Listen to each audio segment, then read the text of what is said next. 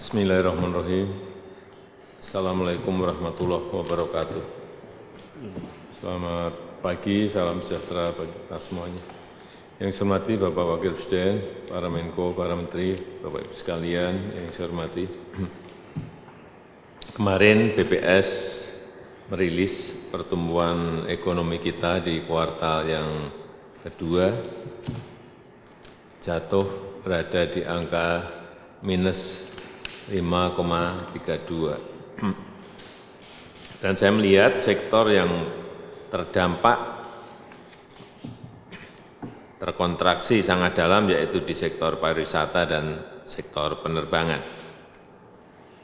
Angka yang saya peroleh di triwulan yang kedua tahun 2020, wisatawan mancanegara yang datang ke Indonesia mencapai 482.000,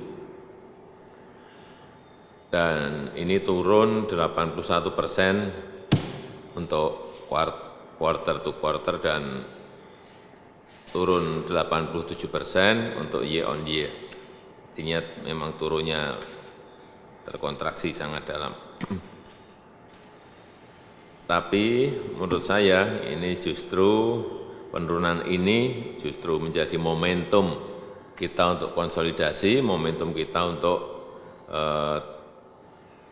transformasi di bidang pariwisata dan juga di bidang penerbangan melalui penataan yang lebih baik mengenai rute penerbangan, penentuan hub, penentuan super hub, kemudian juga kemungkinan penggabungan BUMN penerbangan dan pariwisata sehingga arahnya menjadi semakin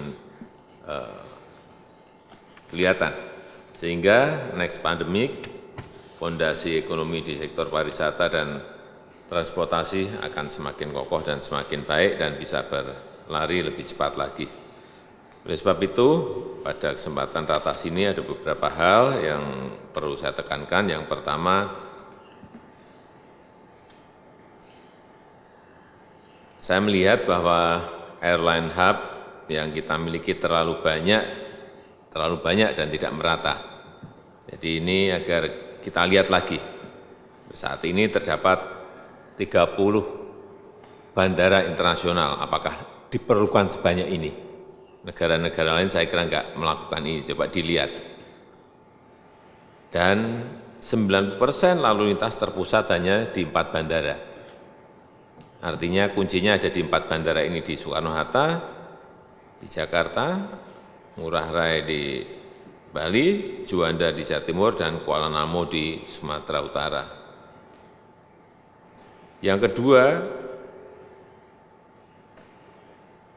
kita harus berani menentukan bandara yang berpotensi menjadi international hub dengan pembagian fungsi sesuai dengan peta geografis dan juga karakteristik wilayahnya.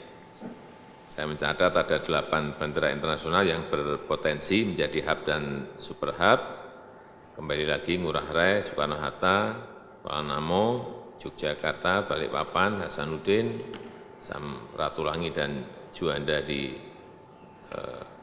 Surabaya. Yang ketiga, agar terjadi sebuah lompatan di sektor pariwisata, juga pengelolaan ekosistem pariwisata dan pendukungnya termasuk penerbangan betul-betul harus didesain dengan manajemen yang lebih terintegrasi, lebih terkonsolidasi dari hulu sampai hilir. Ini yang tidak pernah dilakukan.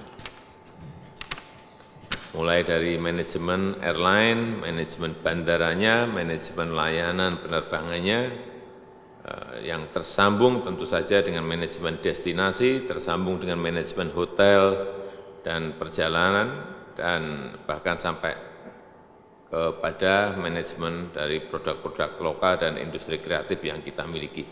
Saya rasa itu sebagai pengantar yang bisa saya sampaikan. Terima kasih.